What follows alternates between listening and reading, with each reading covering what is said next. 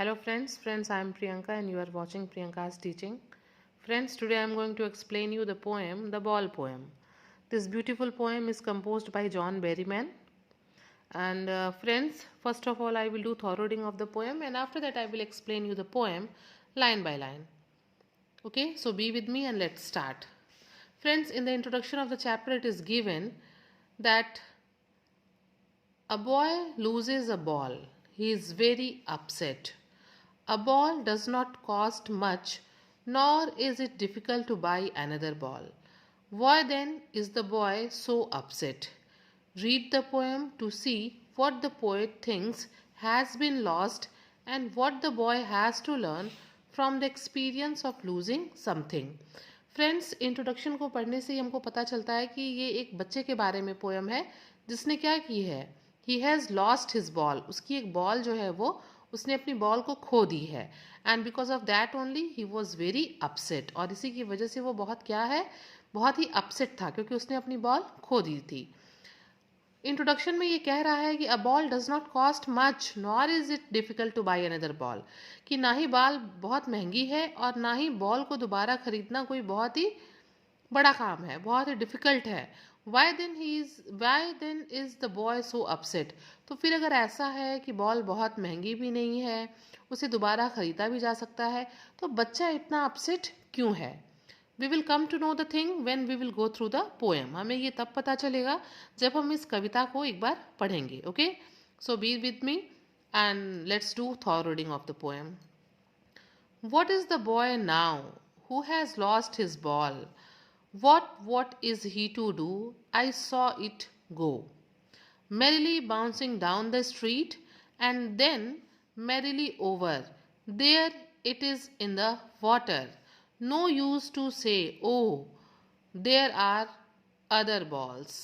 An ultimate shaking of grief fixes the boy as he stands rigid, trembling, staring down all his young days into the harbour where his ball went.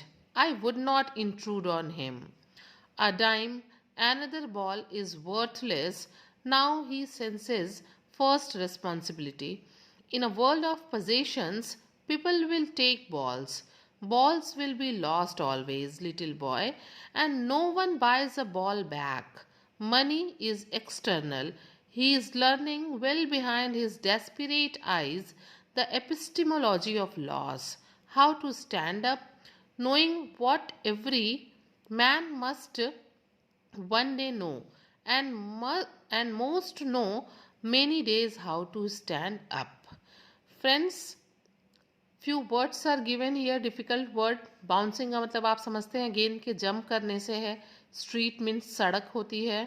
Okay, grief means दुख होता है.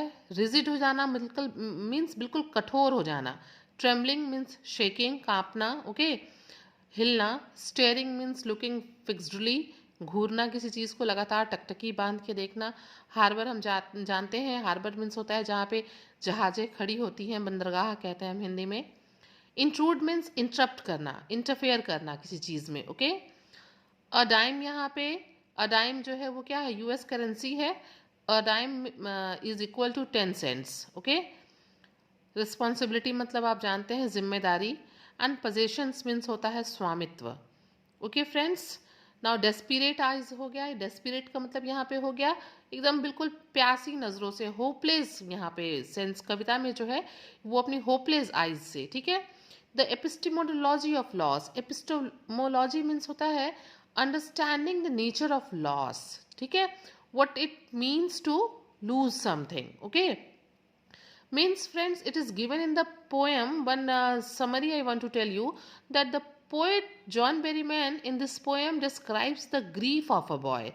जो कवि है वो एक बच्चे के दुख को डिस्क्राइब कर रहा है. ठीक है, किस चीज पे, over the loss of his ball, जिसकी बॉल क्या हो गई है, गुम हो गई है. And with that loss he senses his first responsibility in a materialistic world. और क्या होता है, इस बॉल के खोने से वो अपनी पहली जिम्मेदारी को, वो अपनी फर्स्ट रिस्पॉन्सिबिलिटी को समझता है इस मटेरियलिस्टिक वर्ल्ड में कि कैसे चीज़ें हमारे पास होंगी, चाहे वो हमारे लविंग वन हो या हमारी कोई प्यारी चीज़ हो, वो ऐसे ही हमसे एक न एक दिन दूर चली जाएगी और हमेशा वो हमारे पास नहीं रह सकती।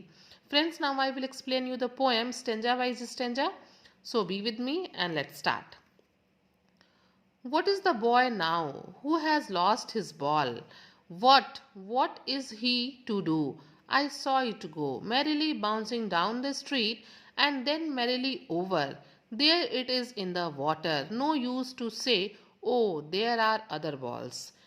Friends, यहाँ पे जो पोएट है वो ये कह रहा है that he wants to know about him and his reactions after losing his ball. यहाँ पे पोएट चाहता है, वो देखना चाहता है कि जिस बच्चे की बॉल खो गई है वो बॉल को खोने के बाद क्या करता है और उसके क्या रिएक्शंस आते हैं। ओके और यहाँ पे पोइट कहता है merrily bouncing down the street and then merrily over there it is in the water, कि जो गेंद है वो क्या करती है, बाउंस करते हुए बिल्कुल खुशी से कूदते हुए सड़क से नीचे जाती है और and then merrily over there it is in the water, और कूदते हुए कहाँ चली जाती है, कूदते हुए वो बॉल जो है पानी में चली जाती है। नो यूज टू से oh there are other balls, और यहाँ पे पोइट कहता है कि कोई ज़रूरत नहीं है कहने की कि मैं तुम्हारे लिए दूसरी बॉल ला दूंगा, यहाँ पे और भी बॉल्स हैं, हम उसको खरीद लेंगे, ठीक है। Because he would get many other balls but he would never be able to get the lost ball. Poet यहाँ पे कहता है ये बात कहने की बिल्कुल ज़रूरत नहीं है, क्योंकि बच्चा जो है दूसरी नई बॉल पा सकता है लेकिन वो उस गुम हुई बॉल को, उस पर्टिकुलर बॉल को वापस नहीं पा सकता है। And the ball is not only ball, it is the memory associated with its childhood. बच्चे की चाइल्डहुड से जुड़ी हुई जो मेमोरी है वो उस बॉल से जुड़ी है, केवल वो एक आम बॉल नहीं है। Okay friends, now come on the next stanza. An ultimate shaking grief fixes the boy as he stands rigid, trembling, staring down all his young days into the harbor where his ball went. I would not intrude on him. A dime, another ball is worthless. Okay, friends, in this stanza, in these lines, the poet describes the condition of the boy after losing the ball.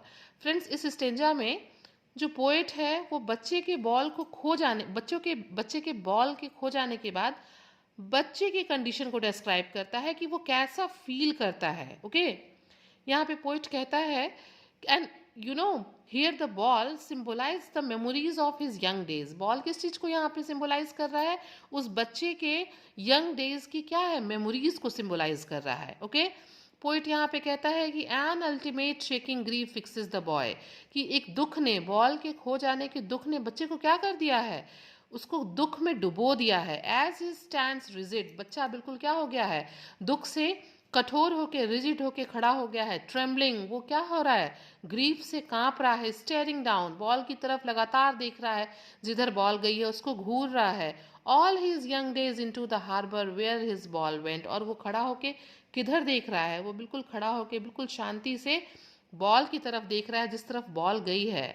और यहाँ पे poet कहता है all his young days into the harbour where his ball went I would not intrude on him. Poet कहता है कि मैं बिल्कुल भी इस चीज़ में क्या करूँगा, इंटरफेयर नहीं करूँगा। He would not interfere in the boys thought as he feels that through his experience the boy will learn the meaning of loss। वो कहता है कि मैं बिल्कुल यहाँ पे इंटरप्ट नहीं करूँगा, क्योंकि मैं जानता हूँ कि यहाँ पे बच्चा सीख रहा है कि लॉस का मतलब क्या होता है।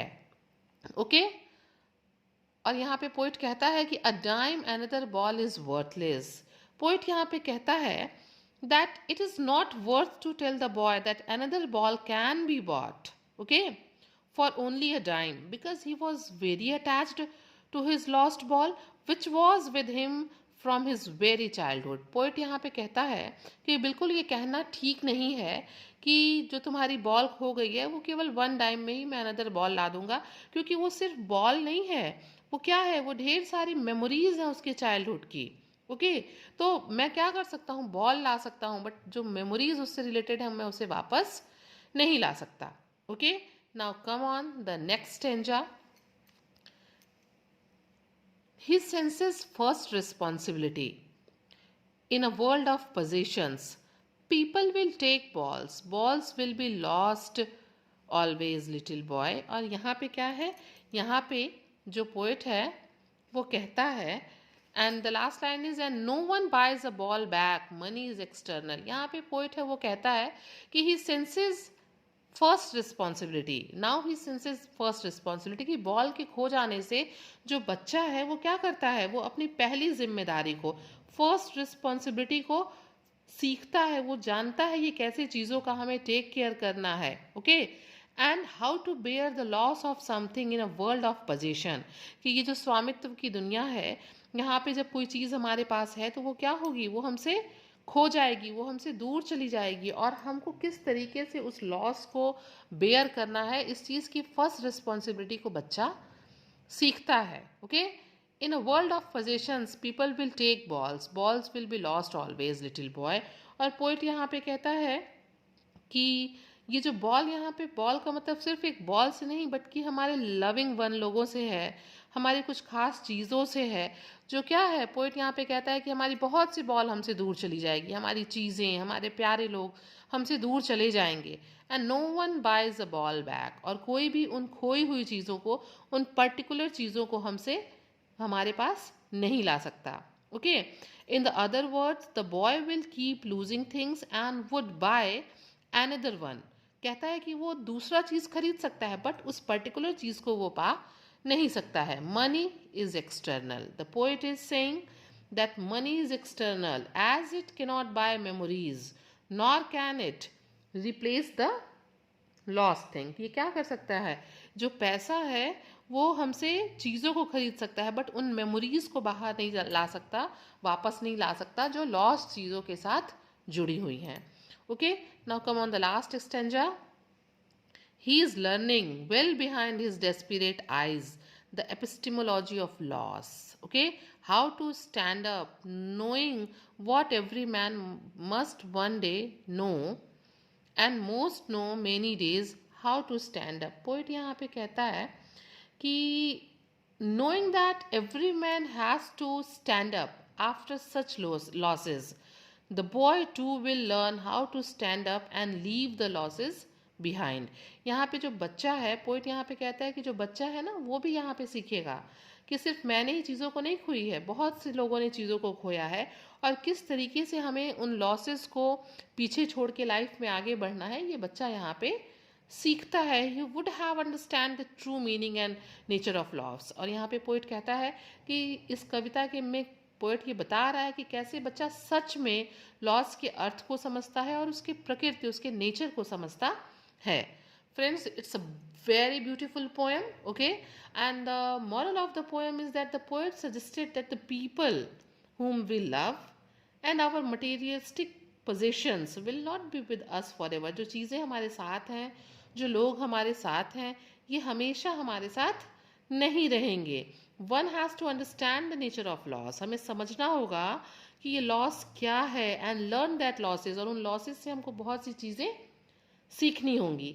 The child has to learn that loss is part of everyday life. Okay, and still life goes. बच्चा जो है यहाँ पे समझता है इस बॉल के खो जाने से कि ये जो लॉस है, ये चीज़ों का खोना है, लोगों का हमारे जीवन से जाना है, ये क्या है, ये पार्ट ऑफ लाइफ है, जो किसी न किसी के जीवन में रोज़ कुछ न कुछ घटनाएं घटती रहती हैं, और फिर भी क्या होता है, स्टिल लाइफ गोज. जीवन हमारा आगे बढ़ता रहता है. Friends, if you like the poem, if it is fruitful for you, please do share to others, and very thank you for watching.